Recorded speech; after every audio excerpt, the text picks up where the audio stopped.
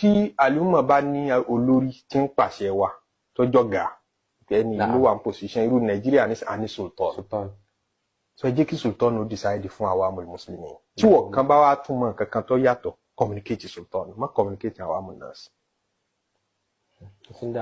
torí ẹ̀hẹ́n tí kó wá sí dàlá fìtínà nìyẹn asharru al-khilafu shar ká gbààwẹ̀ ká mọ kí di méjì aburú tí ń bẹ ń bẹ ju aburú kí Ramadan wà mọ̀ pé táàtì lọ aburú ká jọ̀sán Ramadan kó dínkù ká sì láwùjáre wọ̀nyí lọ́wọ́ tá a lè gbé déwájú Ọlọ́run a ó fúyẹ́ sí kí sáfù mùsùlùmí pín sí méjì lọ sultan àbí right person la máa communicate dọdún tọ́lọ́mbà tó ní ó gbọ́ wáyé bó ṣe yẹ kó rí nù ebi Abdullahi ọmọ Mas'ud ọdẹ lásán ó ní látàndémìnà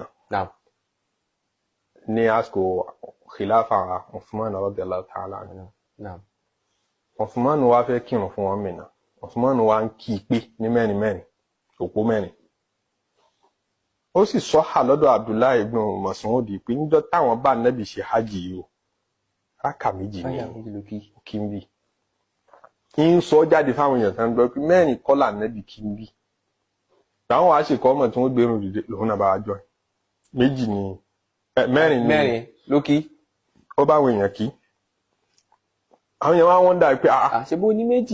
méjì ni wọ́n expect ẹ̀ kóun náà dájẹ́ mọ́ tiẹ̀ lẹ̀ òun sì gbà pé méjì ni òun ò kúrò lórí opinion àmọ́ al-khilafu shar kó wọn máa dá tòun kí aburú ni kó wọn máa falúmọ̀ Nábì sí méjì ayiwa so ká mọ bí yẹn ṣe máa lo marjuh káfí rajihu lẹ̀ nítorí maslaha rajiha maslaha wo ló tó maslaha wahdatul muslimin so then tí àwọn ìlú tí kíní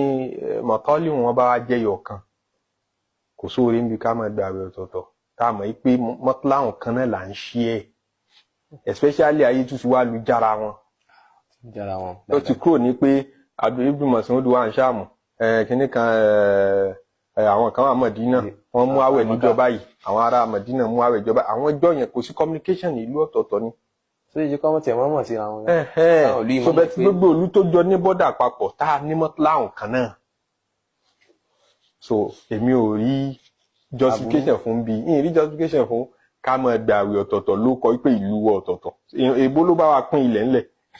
ṣé nígbà tó ti wá pín wọ́n ti pín Ramadan náà pẹ̀lú ẹ̀ ará àdìrókò nísìn àtàrà Kútọ́nù ẹni tí ń bẹ láàrin wọn bọ́dà kínkínní hùn kan wá nígbà tí èbó ti bá wa pín báyìí hùn Ramadan wa náà ti pín báhùn. so ó ṣe ṣe kẹ́yìn róṣù ìgbà ká mọ́ róṣù ìgbà. so nígbà pé ojú sánmọ̀ kan náà ni mọ́tòláhùn kan náà là ń lò so ó yẹ kí ṣọ̀kan lè wà. kò yẹ ṣe pé kó wà ní gbogbo àgbáyé bẹ̀tù kó wà láwọn ibi tí wọ́n bá ti ń lo mọ́tòláhùn kan náà bí àwọn àkámù dukhul fi Ramadan ṣe rí náà.